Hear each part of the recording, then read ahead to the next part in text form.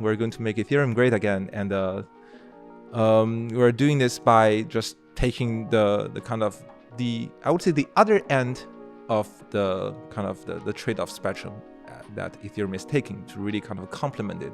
When you are dealing with a single sequencer, you're not looking at multiple round trips, like at least probably 3 or 4 round trips around the world. If you are looking at just one round trip half across the world, like from say Tokyo to Johannesburg, for example. Market making on MegaETH, definitely they are going to try to collocate. I think it's going to be the same kind of latency game that people play when they do high frequency trading on like Web2, like NYSE and NASDAQ, right? I think you've also mentioned that some consensus, actually most practical consensus algorithms, they are leader based. In other words, in one slot, there is only one leader proposing the block. So I would actually kind of encourage to people view like a rotating sequencer as also a full-blown decentralizing solution, only at a kind of a larger granularity. Like you are rotating the leaders every maybe an hour or so, instead of in a full-blown consensus algorithm every slot, which is maybe 1 second, right? But yeah, I think the key difference here is really, I think, performance versus, I wouldn't call it decentralization, but performance versus real-time censorship tolerance. Lei, thank you so much for coming to Miami. I truly appreciate it. We actually recorded this once before, and I was like, look, it's going to be 10 times better. The quality is going to be better. Let's do it in person. And so really appreciate you coming down and making this happen. Yeah, of course. Thanks for hosting me. It's my pleasure. Yeah. Yeah, no, I appreciate it. I think these, as we were kind of like talking about before, these technical conversations are much better in person.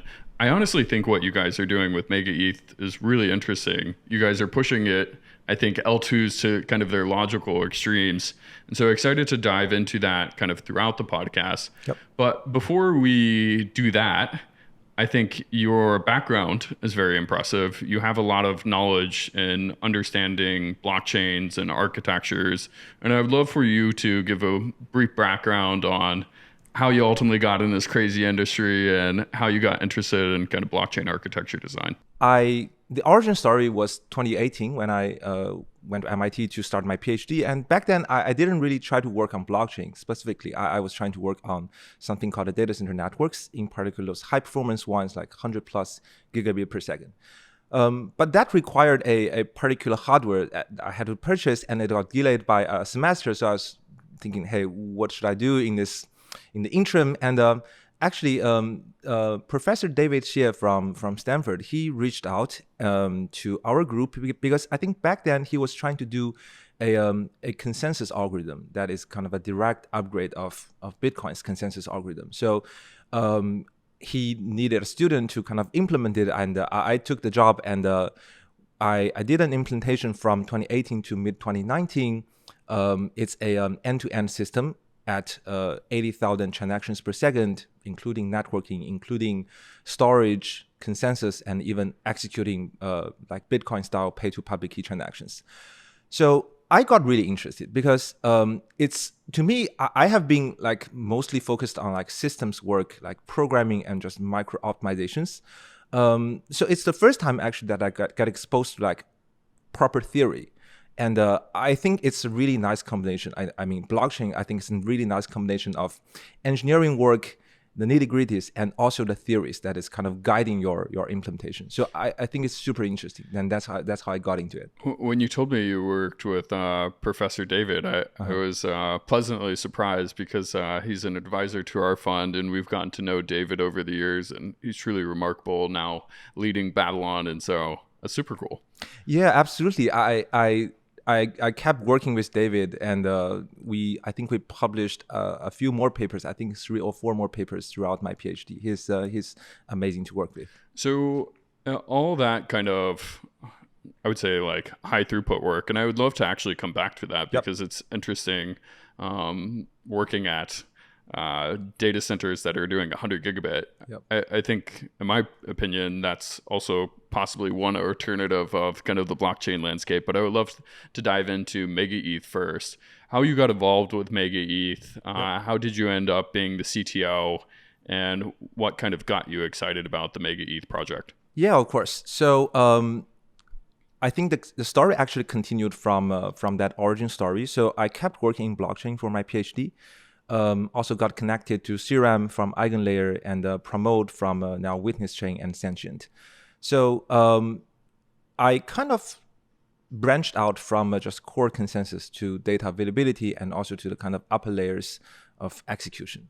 And I did a bunch of work, but in terms of MegaETH, it's really because Elon, our other technical co-founder, he reached out at the beginning of 2023 with just a cold email saying that, hey, do you want to build the fastest roll-up possible, right? And it's a long email, so but it's really detailed. So it basically says that you have to use a single sequencer, and actually execution, and in particular storage access is the key bottleneck, which I resonate a lot with, because I think the community has been focusing a lot on just core consensus from I think 2017 to maybe 2022, 2023.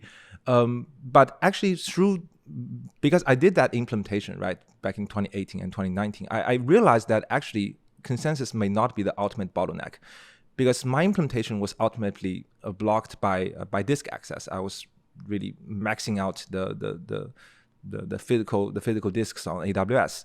So I think when Elon reached out and correctly, it's a subjective opinion, but correctly pointing out what's the actual bottleneck, I got really excited. So I took a call with him an hour or so, and I was on board. It's really easy for me. I would love to start the podcast there, because in some of more technical podcasts, I always like to try to articulate what are the limitations in your mind. I think I've talked with a variety of technical people. Some say it's now it's kind of, the conversation has shifted in my podcast journey to what people believe is the bottleneck, whether that be storage, execution, either bandwidth, or kind of general consensus. What have you kind of unearthed throughout your schooling and even in kind of now setting up MegaETH? What do you believe are the largest limitations of maybe we can either go from this from like the L2 or like roll-up standpoint, or just general kind of layer one blockchain design, and maybe compare and contrast both of those? Yeah, of course. So I had a few learnings. One is that data availability is super important. So we had a design that basically decoupled consensus and data availability. So I think usually when people talk about, say, scaling consensus, they're talking about two things. One is to scale the bandwidth of the consensus. In other words, the amount of data, like in terms of like megabit per second, that a consensus algorithm can sequence, can order, right? So that's the throughput. And second is the latency. So latency, I would categorize it as the number of decisions that a consensus algorithm can make per second. So I can make an example. So I think we're talking about like increasing the block size, right? And it's one way to probably increase the throughput because you get bigger blocks. But another kind of interesting path to take is if you can make the consensus algorithm to decide, to kind of commit more blocks per second, then it's a different wing because transactions get confirmed earlier, and you get, it's just more kind of fluid because you have like smaller blocks but very frequent of them. So so throughout that work, we actually found that the two things are basically orthogonal. So you can scale the throughput without changing the latency, or you can improve the latency without really scaling the throughput. So it's basically, it takes very different approaches to achieve each goal. And to scale throughput, we actually went down the rabbit hole a bit, and we figured out that actually the ultimate bottleneck is how much data that you can guarantee availability for. So that's basically the DA throughput. So but in terms of like improving the latency, it's more about how do you make sure the consensus algorithm has the fewest number of rounds or kind of exchanges of messages needed in order to make a commitment, in order to make a decision. So I think that's one learning, the kind of the consensus bottleneck and how to break it down. And second is, just as I mentioned, I think there's kind of a slight overlook on the execution part, because blockchain, I usually characterize it as like two parts. One is sequencing, basically ordering transactions and agreeing on kind of an append-only ledger.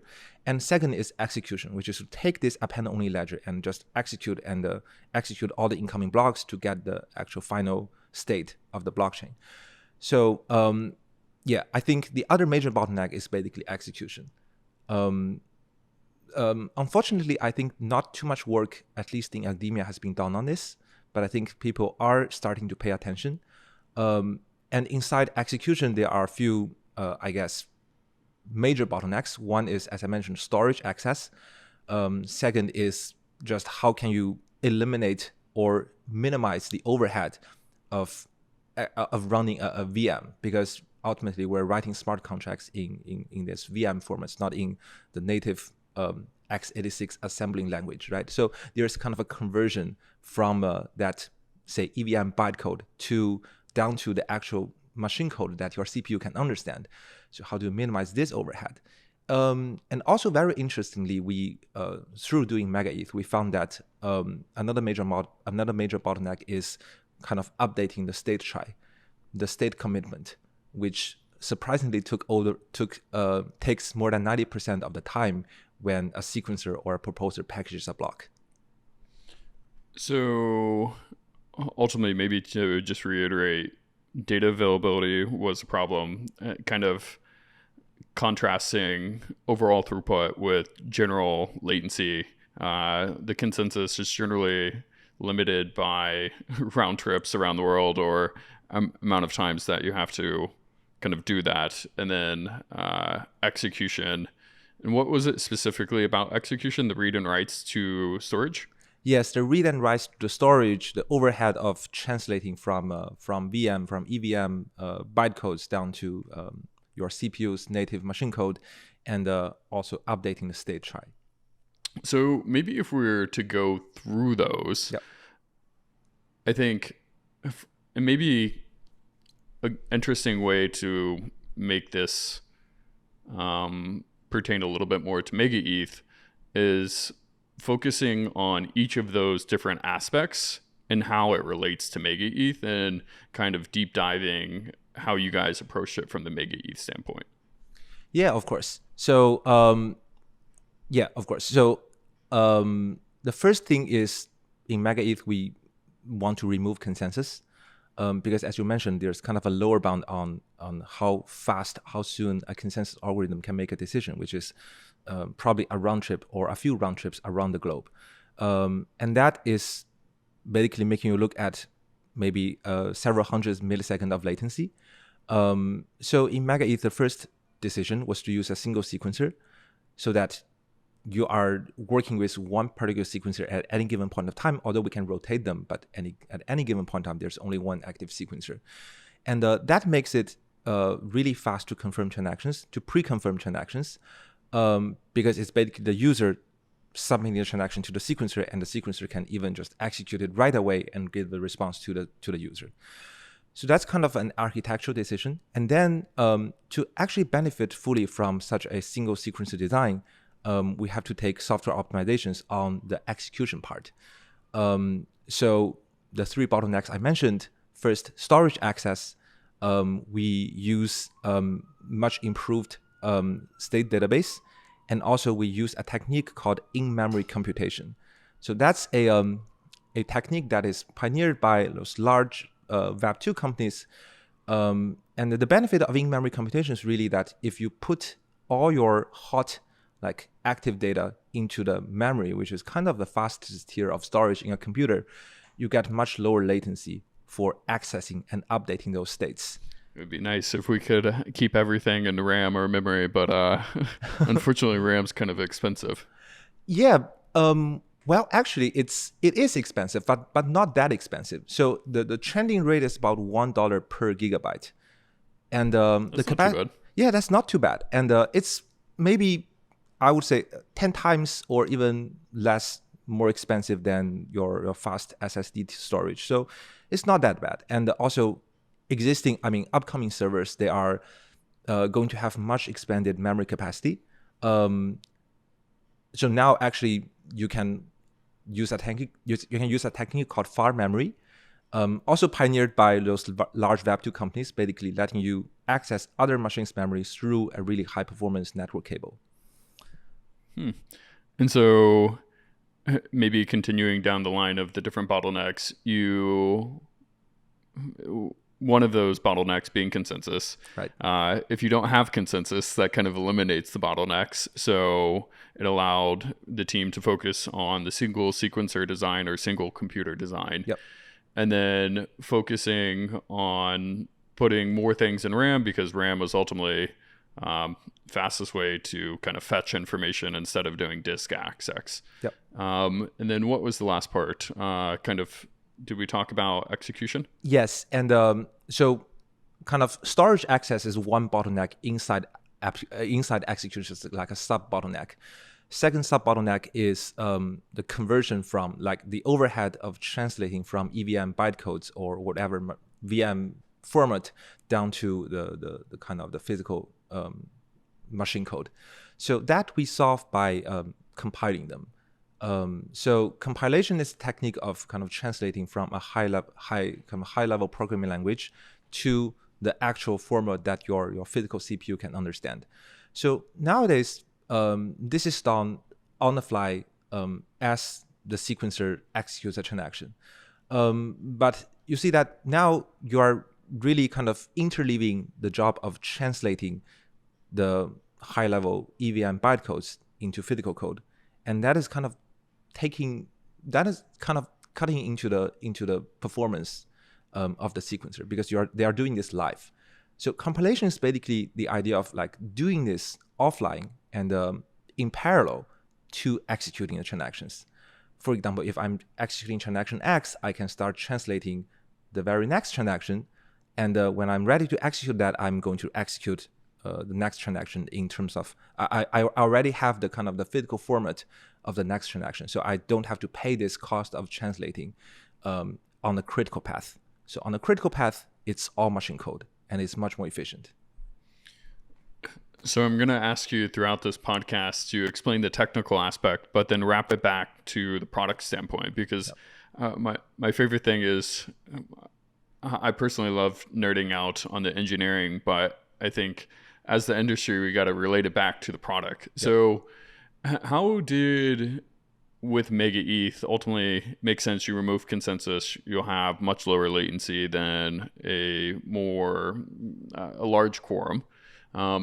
Then you will focus on putting a lot of things in RAM, and then ultimately kind of very fast compile times, or removing some aspects that didn't ultimately need to be there. What is the product aspect for MegaETH, and why you guys decided to kind of embark on this journey? What type of new applications do you think are going to be allowed with this type of design decisions? Yeah, interesting question. So we call this vision a real-time blockchain. So really high throughput at more than 100 kilo transactions per second, 100K transactions per second, and a really low latency. By latency, I mean the time it takes for the sequencer to execute and commit to transactions. So I would probably call it block time, a really low block time of 1 to 10 milliseconds. So the applications that it enables is first those applications that will generate a lot of like low value transactions. Because if you look at an existing chain of maybe hundreds or even thousands transactions per second of capacity, if all the transactions are of low value, which I mean inherently don't want to kind of pay a lot in terms of gas, then it's probably not going to be served well by an existing chain. Because suppose that you spam, like not spam, but suppose that an application generates like 10K transactions per second, but each transaction only wants to pay like 1 in 1,000 cents of US dollar in terms of gas fee, then the revenue for the sequencer is going to be $10 per second. Probably there are much more valuable transactions like MEV, like DeFi, for the sequencer to prioritize, and these applications will not be served well because the sequencer is going to be prioritize the more valuable transactions. So I guess creating a space for really kind of high computation and high volume transactions and their applications, I think is one vision that basically we kind of want blockchain computation to be cheap enough and also abundant enough. And the second is the low kind of execution time. It's going to be more interactive. So imagine like playing a game, right? Imagine like on-chain Minecraft.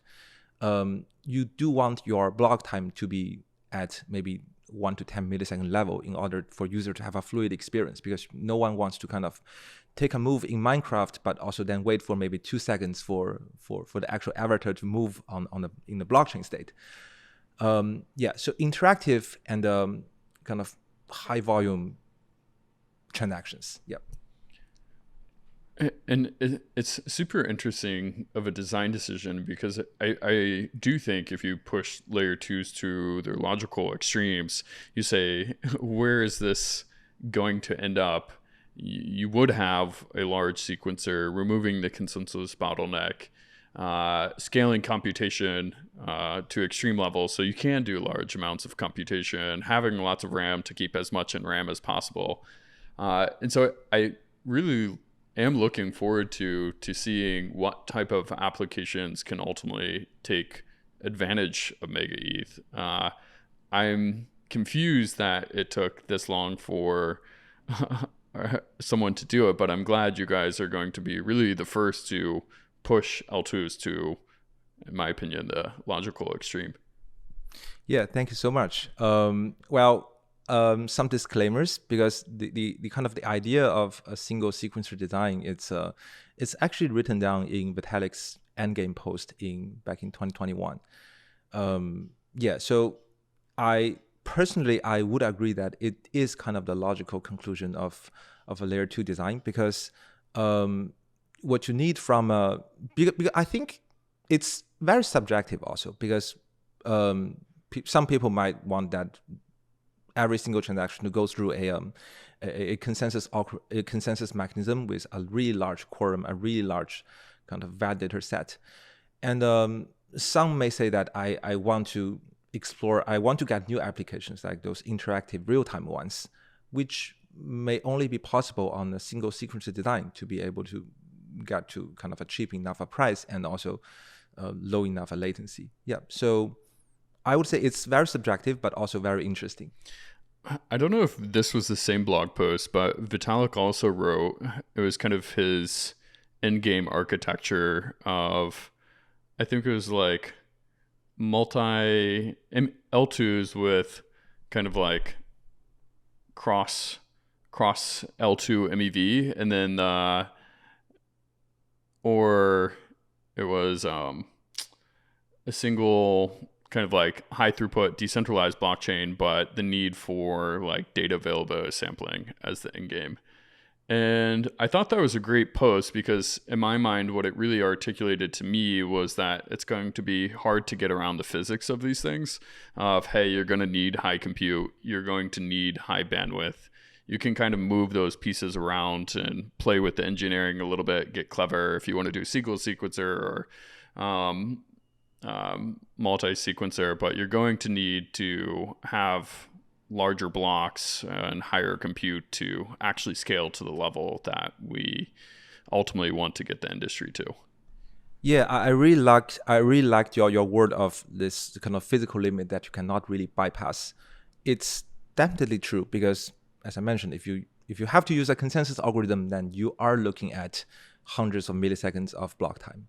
And if you want like replication of the execution, then you are increasing the cost of executing those transactions, because imagine that you require hundreds of servers, if not more, to all execute the transaction on the critical path for kind of agreeing on the correct blockchain state, then every single transaction is executed hundreds of times, which incur electricity, incurs server maintenance. So in other words, the kind of the cost basis of such a system will be higher than a single sequencer system.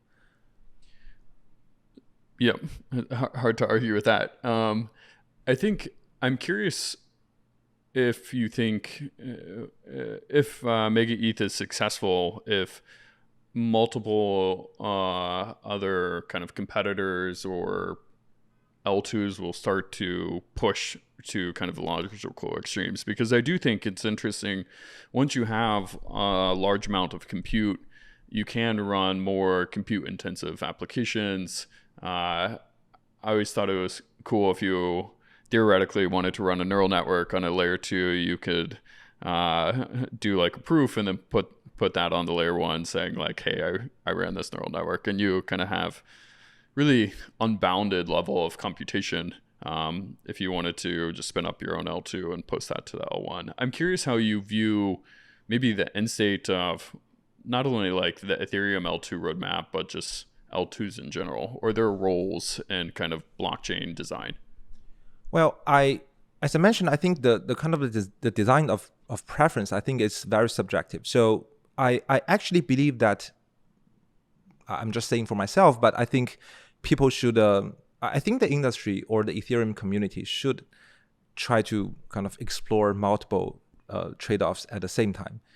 Because I don't think there is kind of one system that would be the most optimal solution for every kind of application. If you are transmitting like $100 billion, you probably don't care about, say, being a little slower and paying a little more gas fee and do it on Ethereum layer 1.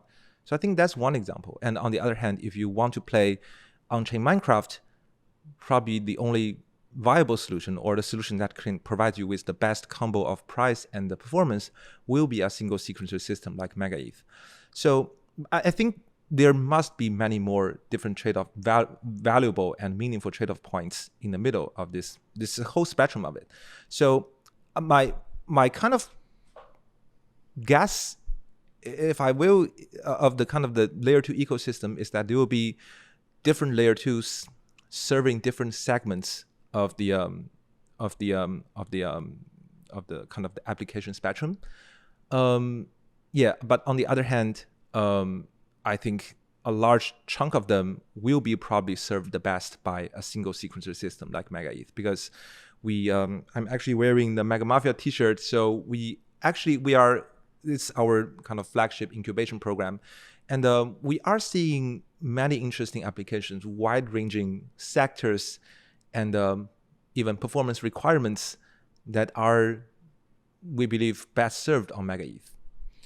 So maybe diving slightly deeper into the lower latency that you guys provide. I think when you remove consensus, it definitely, you have less data that you need to propagate around the world to other nodes in the quorum, as we've kind of been alluding to.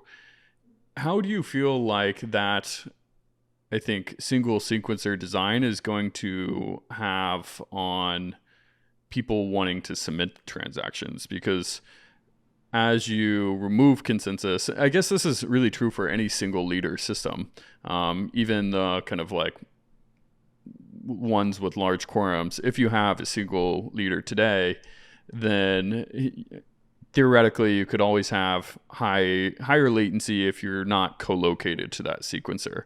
Can you talk about kind of maybe a little bit more in depth on how do you think latency will play out in terms of these single leader systems with either co-location or either even being on the opposite side of the world and having, say, 60 milliseconds of latency if you're not co-located? Yeah, good point. So I think, again, there's a spectrum. So if someone's trying to do like market making on MegaETH, definitely they are going to try to co-locate. I think it's going to be the same kind of latency game that people play when they do high frequency trading on like VAB2, like NYSE and NASDAQ, right? So but actually, so there is actually a kind of an upcoming line of research that says that in a blockchain system, there's actually a possibility for exchanges to design themselves well. So high frequency traders don't have to really play this kind of zero-sum game of minimizing latency. But it's kind of a tangent. But okay, so yeah, definitely value in co-locating. But also, as you mentioned, even if I live in the other side of the world, because when you're dealing with a single sequencer, you're not looking at multiple round trips, like at least probably 3 or 4 round trips around the world. You are looking at just one round trip, half across the world, like from, say, Tokyo to Johannesburg, for example. And the round trip latency is about not as low as 60, but about 150, 200 millisecond. And to me, that is probably fine for moderately interactive game applications, even some simple games. Because when I play MMORPGs, and I was big World of Warcraft and RuneScaper back in the day. Aha, got it. So, yeah. So I think a ping of like 60, 100 millisecond, I think it's even fine for kind of not too competitive MMORPG. So I think even if we just let user kind of connect from the other end of the world to the single sequencer, I think that should be fine. Some interesting ideas, for example, I mentioned briefly that we're going to support rotating sequencers. One benefit is really to kind of deter censorship, because if one sequencer is playing some shenanigans, you can vote the sequencer down and elect another one. But also you can imagine a system where the sequencer kind of chases the sun, right? Wherever a region rises up from sleep, like wakes up, the sequencer goes there, and it probably serves them the best, because we can probably imagine that most of the people will use a blockchain when they're awake instead of like doing some automatic trading, right? So I think there are many interesting this kind of a sub-design space for us to explore. And can we talk about the rotating sequencer? Because I do think it's an important call out. It's not necessarily decentralizing the sequencer where it's kind of rotating and people, you can rotate it, but it's not decentralizing the sequencer. Can you talk about those differences? Because I think they're important from the engineering design decision standpoint. The difference between like a rotating leader versus like a kind of a consensus in the critical path design. Correct. Got it. So to answer your question again, I think there is not actually a lot of difference, I think, between like a kind of a consensus in the critical path style decentralized sequencing versus like rotating active leader, because the difference kind of it's more like quantitative, not qualitative. You can view a rotating sequencer design as just electing leaders at a kind of a lower frequency, like every few hours or so, where a kind of a consensus in the critical path design is like rotating the leader every block, which is every second, for example. So no kind of qualitative difference. So it's all up to the users. Do they want like real-time censorship resistance, or do they want absolutely the minimum latency, the minimum possible latency that you can only get from a single sequencer? And actually there's a design that I was just kind of playing with this morning. So you can actually combine the two. So imagine you have one single sequencer that sits up there, and you kind of optimistically use that particular sequencer for your transactions. But if you as a user observes that your transactions are not getting through, imagine that we also set up a kind of a small committee, as in your consensus-based decentralized sequencing solutions. So if the single sequencer refuses to serve you, you go to that decentralized sequencing solution, and you kind of post your transaction there. And if a transaction gets included in this committee, we can program the protocol such that then it mandates the single sequencer to include the transaction timely. Otherwise getting slashed. So actually, it's very possible to combine the two approaches, like optimistic, low latency single sequencer, and a kind of a decentralized sequencing committee that sits in the middle between the single sequencer and the layer one, as kind of an intermediate kind of point on the trade-off. To try to provide a little bit more like real-time censorship resistance. Yes, exactly. So because ultimately you can always post your transaction to layer one. And well, layer one is like consensus based. So one can also call that real time, but it's not real time enough. So I think as I mentioned before, it's kind of a spectrum of trade-off. Like the smallest amount of the smallest number of people doing the sequencing, but the best latency, which is single sequencer, and layer one, which is the largest amount of people doing the sequencing, but also low frequency, high latency, right? And there can be very much points in the middle, a kind of small rich committee, but not one, a bit higher latency, but also better guarantee. So maybe to kind of like visualize it for the listener, Yeah. I kind of think of it as like, all right, you have a single sequencer, there's no, or a single computer, there's no consensus within that. Generally, if you co-locate, you get better latency for your applications. At the worst case, you're halfway across the world and you have to submit your transactions to the leader across the world. And then once you start rotating that leader, for example, if US goes to sleep and you have another sequencer in Japan, then for the people in Japan, then you have much lower latency for those individuals over in that part of the world, or for Asia, and then kind of US market has kind of the worst latency. And the main difference is that you're calling out from the engineering design is instead of rotating the leader every slot, every second, you're doing these every couple hours or once a day, whatever time that the engineering team decides to set upon. Yeah, exactly. And exactly. And I think the takeaway is that it's as you see, right? It's just the time scale. It's not like completely different solutions. Yeah. So maybe in taking this one further step, I think some of the conversations around the high quorum systems are now starting to talk about how do you have multiple leaders within a quorum, which potentially, in my mind, I kind of think of it as like AWS versus AWS. It will, when you have these multi-leader systems, what it'll allow you to do is cut down on the latency to get your transaction at least included in the block.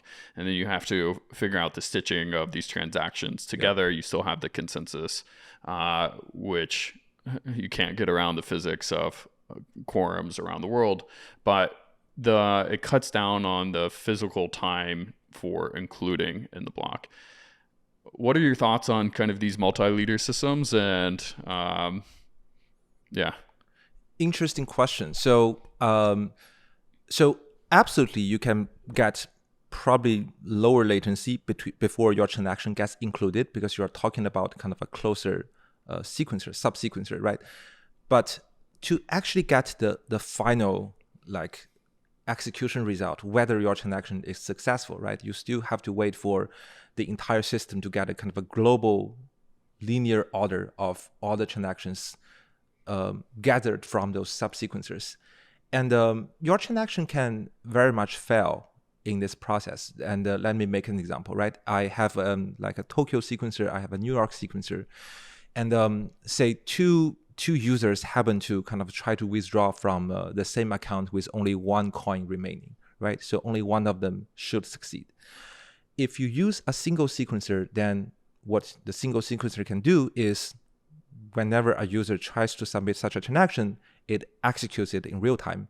And because it's a single sequencer, it knows the kind of the up-to-date, the most up-to-date blockchain state. So when it sees a transaction trying to kind of withdraw from a zeroed account, it returns failure, right? Gives you the feedback immediately. While imagine you use two sequencers, then yes, both the New York and the Tokyo sequencer can tell the respective senders that, okay, acknowledged, I got your transaction, I will submit it for execution, because we do need a global linearized ordering for correct execution, right? So now, depending on whether this kind of global consensus or global sequencing decides whether the New York or the Tokyo transaction comes first, one is going to succeed and the other going to fail. So the time it takes for the person to know whether the transaction actually succeeded or not is actually the same, because you do have to go through a global sequencing process in order to really tell whether the transaction can succeed or not. I view it, I think it's not completely the same, but it's actually kind of like the design of Solana, because I think in Solana you have to kind of notify the sequencer or notify the proposer the kind of the read-write set of your individual transaction. And if you make it wrong, then your transaction will fail.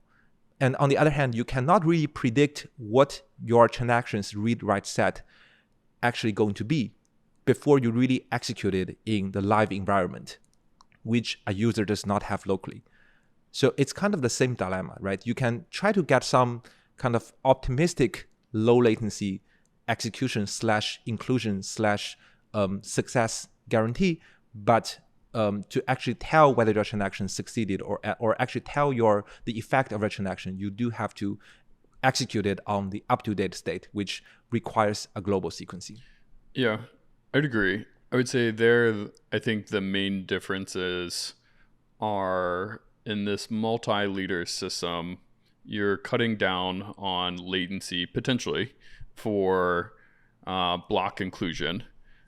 The trade-off there is if someone has already submitted that transaction in one part of the world and they are closer to that local sequencer than the other person, then this person B transaction will fail because it's already been enacted on the blockchain, versus what you're calling out with the single sequencer model is, I would say, you'll have an understanding of who completes the transaction first, but generally that's going to be more latency based. So if you're closer to that sequencer and you're first to submit that transaction, you would, of course, that transaction would go through, and the person that tries to submit it later or that is further away and has worse latency would ultimately have their transaction fail.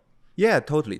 And I think in both designs, even in a single sequencing design, you can try to kind of do some fairness guarantees by kind of probably reordering the transactions and giving some compensation for the people coming from a kind of a higher latency region. I don't know. It's just I think the design space is there, but also an observation is that the two designs are not kind of incompatible.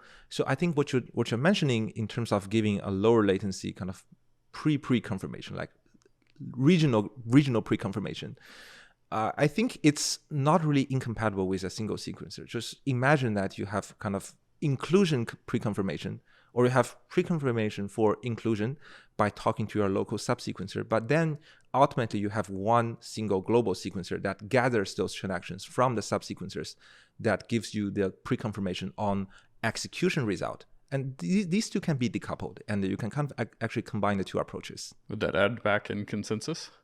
No, because no consensus in each of the layers, right? My Tokyo or my New York regional sequencer is not going to run consensus. It's just one kind of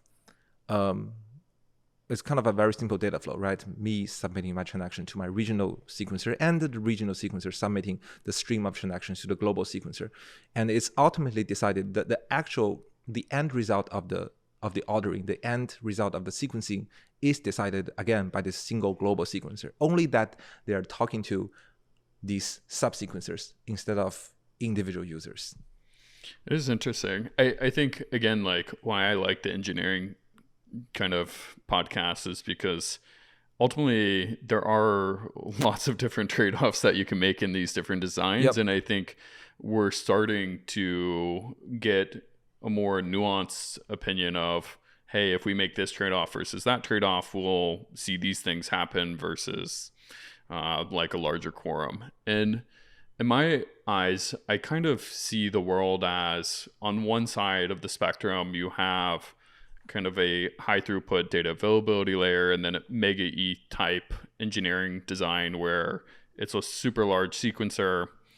you do get some benefits for the co-location. You can rotate that sequencer, but I'm curious to see how some of the latency games are played there. Yep. Both for application engineers that want to do gaming, or even in like the traditional finance and, as you kind of mentioned, with market makers. And then on the flip side, in my mind, of that spectrum is kind of these high throughput blockchains where there are, say, 100 to 1,000 nodes in the quorum. I kind of think that they're going to look like some of your research in the past, where instead of doing kilobytes a second, you'll start to do megabytes and then ultimately gigabytes. And there will be very high throughput systems where you have these multi-liters in the end state. And so I personally have just been super fascinated by kind of these opposite ends of the spectrum and the different design decisions that they ultimately make and what that will translate from the product perspective. Yeah, of course. So, I think we're not trying to really sell like magic in a bottle, right? We are kind of making, by doing this single sequencer design, we're kind of trying to make a trade-off for the user. We're saying that, hey, there is value in a system with a single sequencer, like really just single-mindedly focusing on performance, while of course using Ethereum as the base layer, right? On the other hand, there are probably going to be applications that are going to be served well by those high throughput layer ones, out layer ones that you're describing. I'm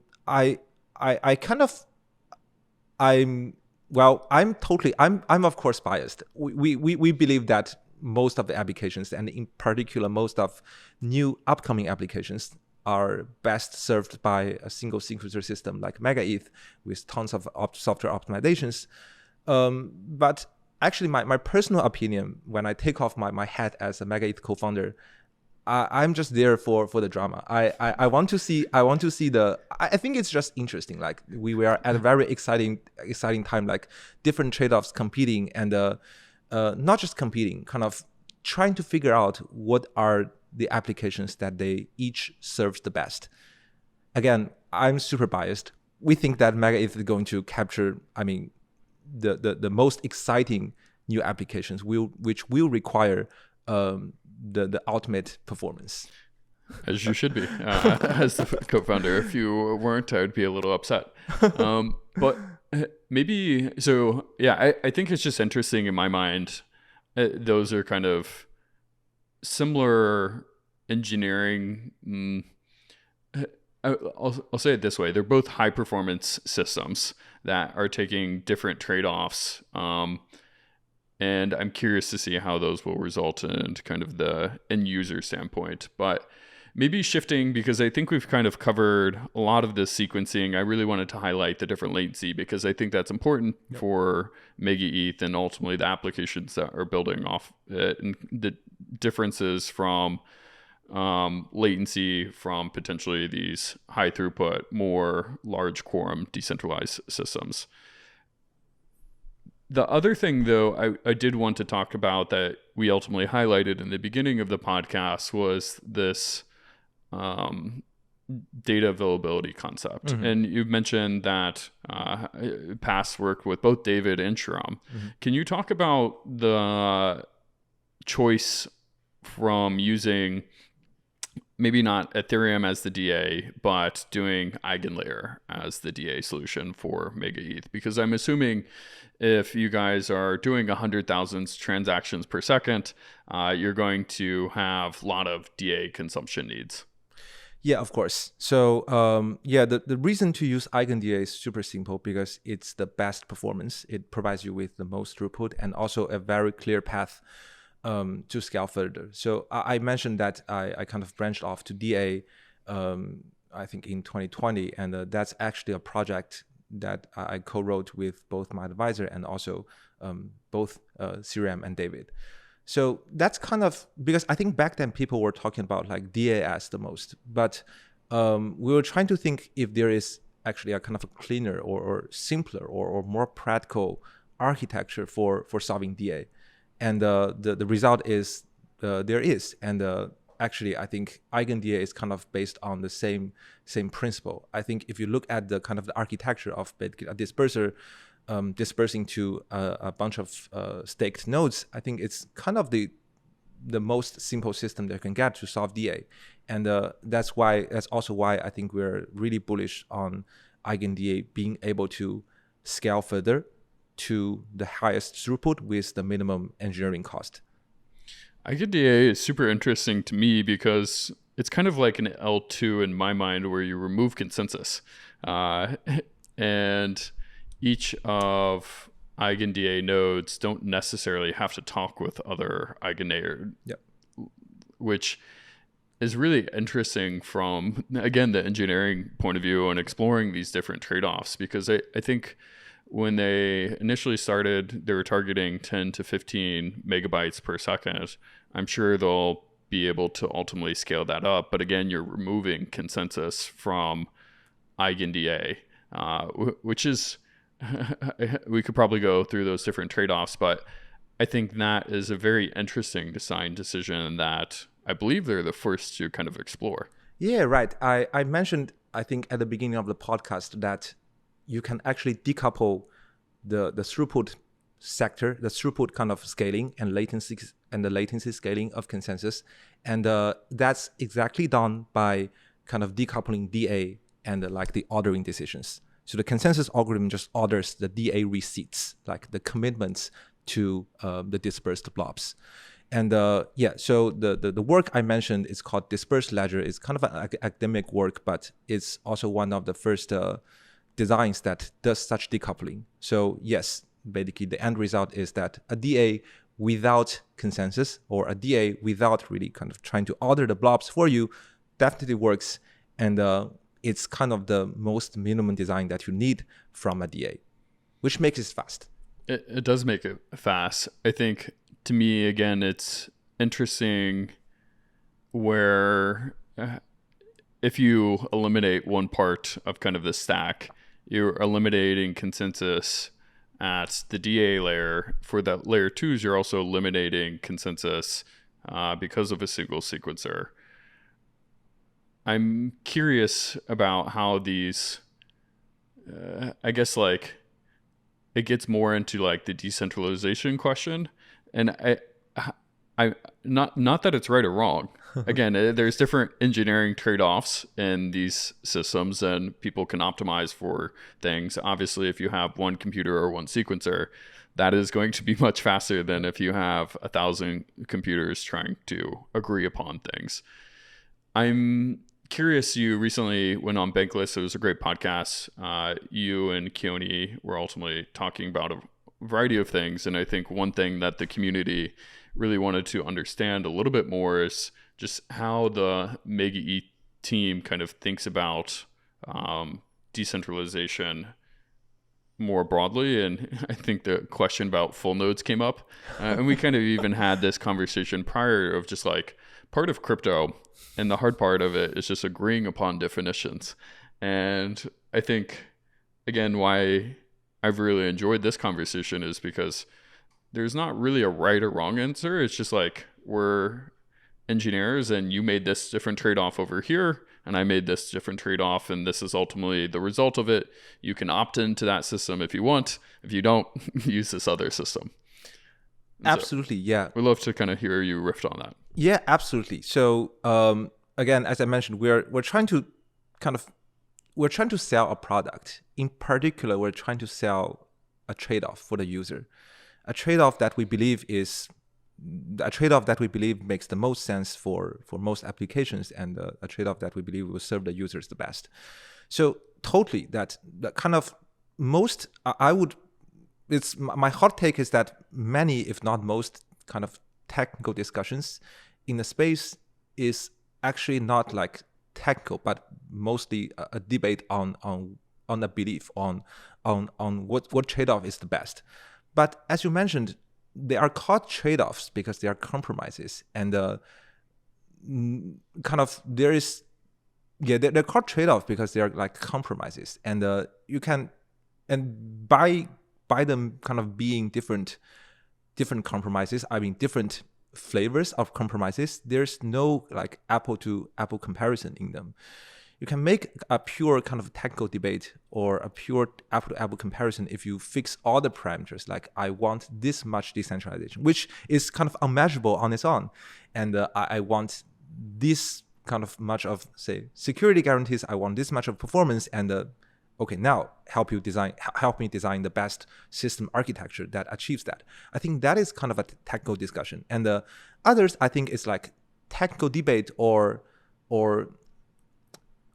I think basically theorizing in terms of what is the best kind of solution for kind of the majority of the market, which definitely has its merit.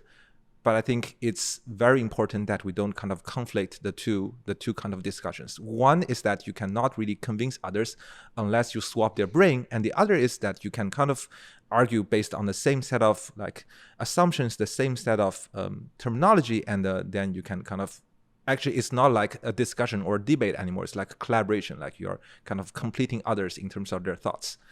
So yeah, so I think that's my view on like on the kind of a technical discussion. And sorry, what was the question? I think I need to cut it out. Yeah, and I think that's why I appreciate the engineering conversations, because it's not right or wrong to say, hey, I made this decision and you made that decision. I think where crypto, Twitter, and kind of the larger industry, as you pointed out, a lot of the debates are more, hey, this is my belief. Yep. I think there should be a large quorum, or, hey, I would rather optimize for faster latency and co-location. And this is the design decision that I'm optimizing for, and there are going to be trade-offs in that decision. Yep. And I think what I enjoy most about these conversations is that from the engineering point of view, it's just articulating, hey, we made this, you made that. And I think crypto, Twitter, and the larger industry often gets confused too, because it's like my bags or my beliefs, and that kind of gets in the way. Yep. I think what is important though is for people, and especially application engineers, because I think at the end of the day, really all this infrastructure is just developer platforms. Yep. You're courting different developers to build on a MegaETH versus a Base versus a Sui versus a Solana. And I think that is the harder part though for me, and a lot of these engineers, I'm not sure, are completely aware of these trade-offs. And that's, I'm curious just how the industry is going to play out with if engineers are not super aware. But I do appreciate the conversations and where they are more engineering based, because they're quantifiable. Yep. Instead of hey, I believe X, you believe Y. Yeah, definitely. I think education is probably very important. I like the long form podcast, but I've been told I should get more into writing as well. Yeah, basically kind of articulating the kind of the key points of the trade-off, and even just listing out the impossibility results, right? If you like this kind of, if you use a consensus algorithm, then you're looking at a round trip around the world. This kind of impossibility results, I think engineers, it'd be great if we can kind of write those blog posts or those videos so that engineers, I mean, in particular DApp engineers, they kind of know what to expect, and they can then identify those kind of obviously false claims, if any. And also, I think, I actually somehow think that the market was just played out, because I think there are, if you kind of try to deploy an application on, and kind of an obviously unfitting platform, then you will see either poor performance or probably lack of other guarantees.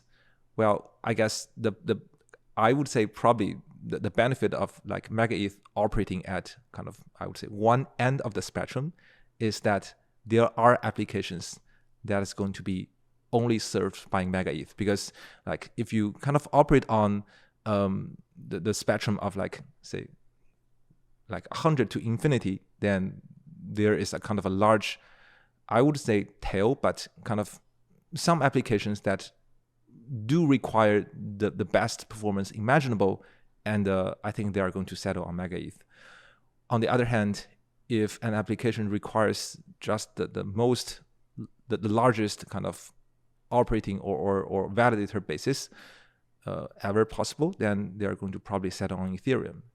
I think probably in the middle, there could be like overlapping regions, like one product excelling at, say, 10 to 20, and the other product excelling on like 15 to 25, and there's kind of, you see the overlap. And I think that's where I guess the most fierce competition and the most debate will happen. Yeah. So are you telling me we're going to make Ethereum great again? Yeah, I mean, definitely. I mean, Ethereum is doing, I think, yeah, I mean, that's in the name, right? MegaETH, make Ethereum great again. Although, disclaimer, we didn't really come up with the name because of the acronym.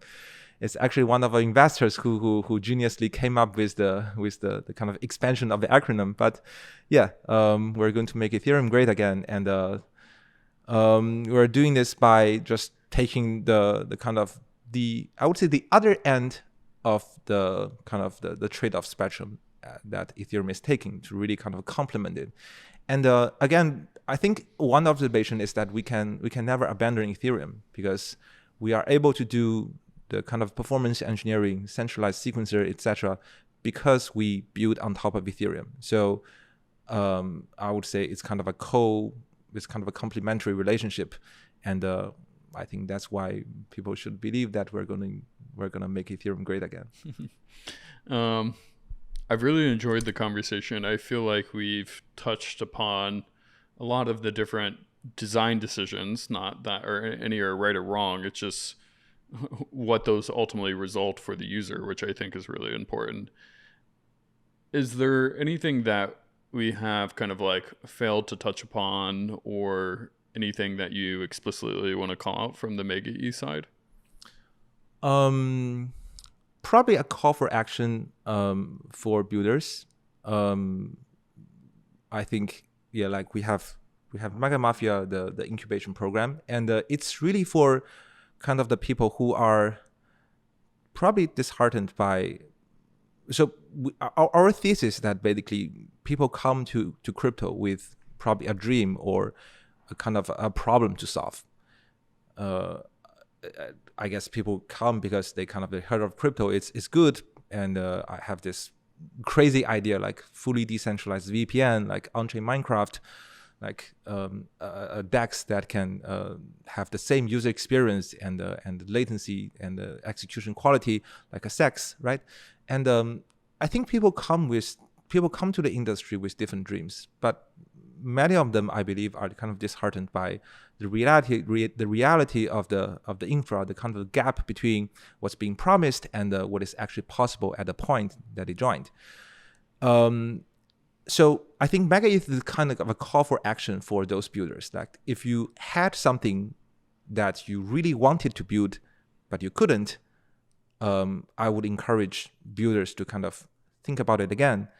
It's very likely that now it's possible on MegaETH, and we are the most excited about this kind of people. I think we are kind of all ears if they want to kind of tell us about their crazy ideas, and we're going to support them as much as we can to realize their dreams. Amazing.